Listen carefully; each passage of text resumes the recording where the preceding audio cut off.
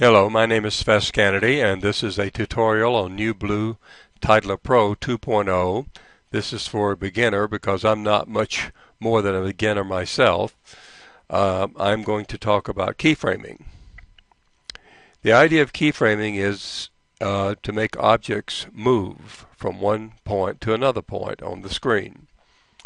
So I'm going to begin by changing inner text to hello. Happy Halloween. I can probably say it if I keep trying.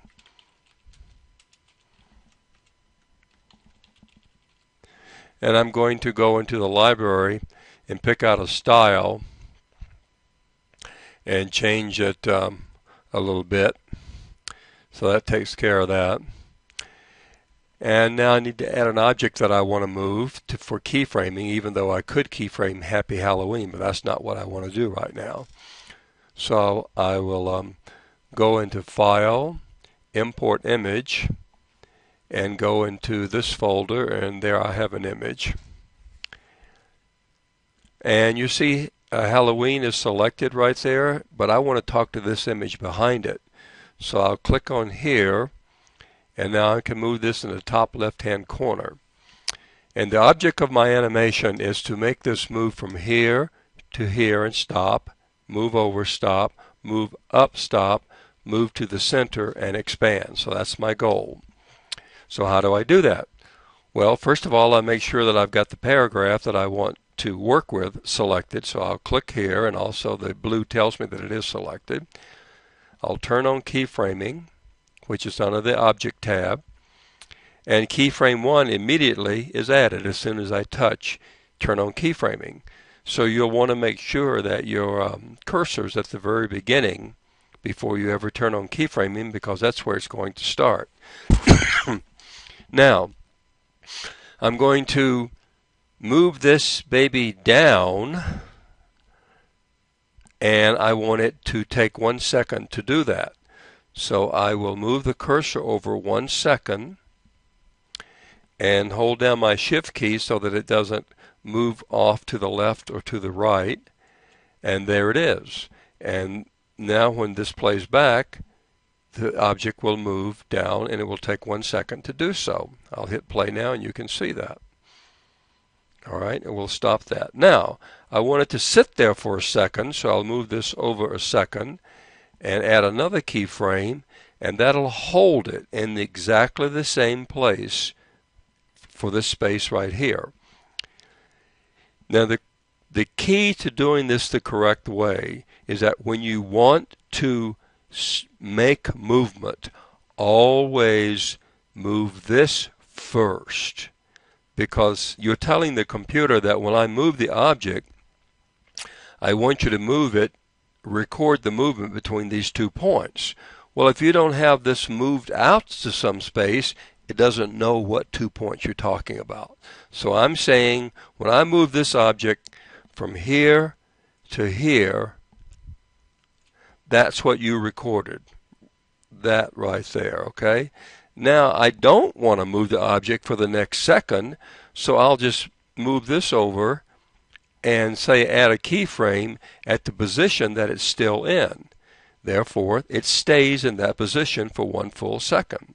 Now I do want you to record moving up, but if I don't move this first, it won't record anything because I am in the same place essentially. So we'll move this over for a second, Shift, click and drag up, stay there for 1 second, and then I want it to come to the center. I want it to take 1 second to get to the center.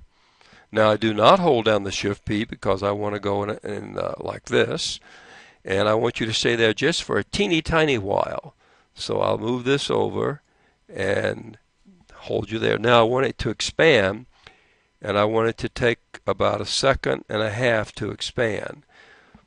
So I move this first, then I expand the picture.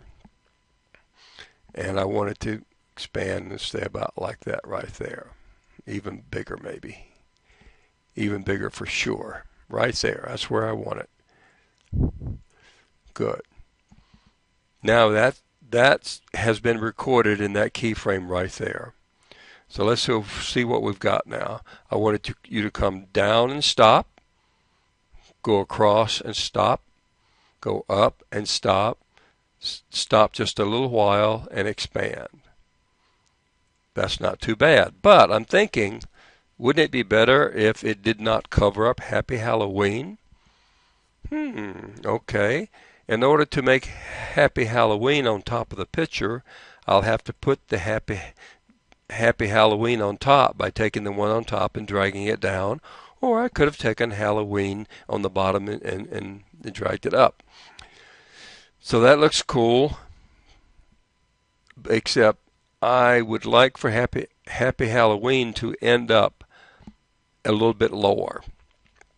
So what I'm going to go here, I'm going to select Happy Halloween paragraph. I'm going to put the cursor right here and make a keyframe.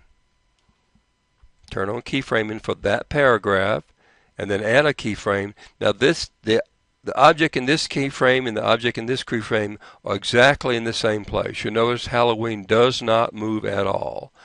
But I do want Happy Halloween to have moved by the time we get right there. So I've got keyframing turned on.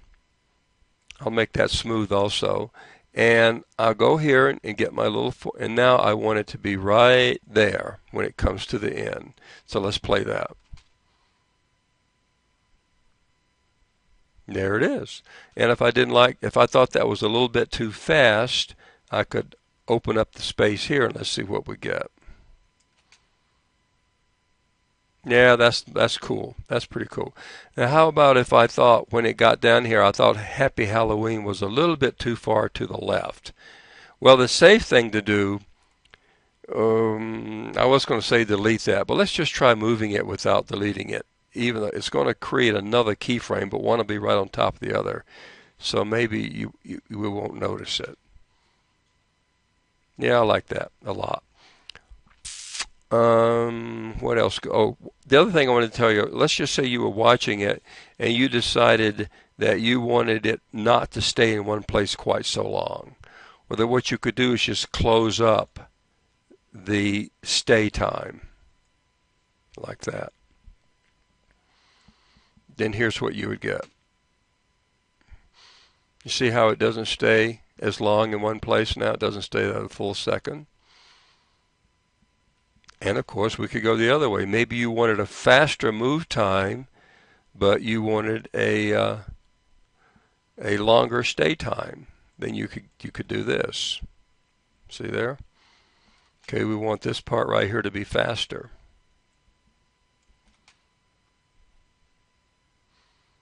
All kinds of fun things like that. And that's it on very, very beginning keyframe. There's lots more things to learn about keyframing, but that gives you an idea how it works.